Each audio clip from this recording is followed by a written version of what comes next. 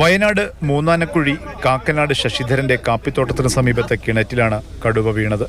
കിണറിലെ മോട്ടോറിൽ രാവിലെ വെള്ളം കയറാതിരുന്നതിനെ തുടർന്ന് വീട്ടുകാർ പരിശോധിച്ചു. കടുവയെ കണ്ട് ഞെട്ടി. കിണർ വൃത്തികേടായി തന്നെയല്ല, അതിന്റെ പൈപ്പെല്ലാം കടിച്ചു പൊട്ടിച്ചു, കണക്ഷൻ പോകുന്ന വയറുകൾ കടിച്ചു പൊട്ടിച്ചു. കുറച്ച് നഷ്ടങ്ങൾ ഉണ്ടാക്കിയിട്ടുണ്ട്. മനുഷ്യർക്കാർക്കൊന്നും പറ്റാത്തതുകൊണ്ട് ഒരു ആശ്വാസം.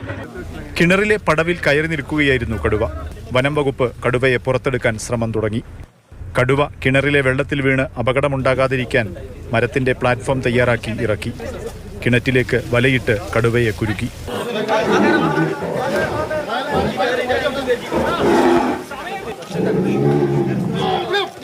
നാല് മണിക്കൂർ നീണ്ട ശ്രമത്തിനിടയിൽ മയക്കുവെടി. മയങ്ങിയ കടുവയെ പുറത്തെടുത്തു.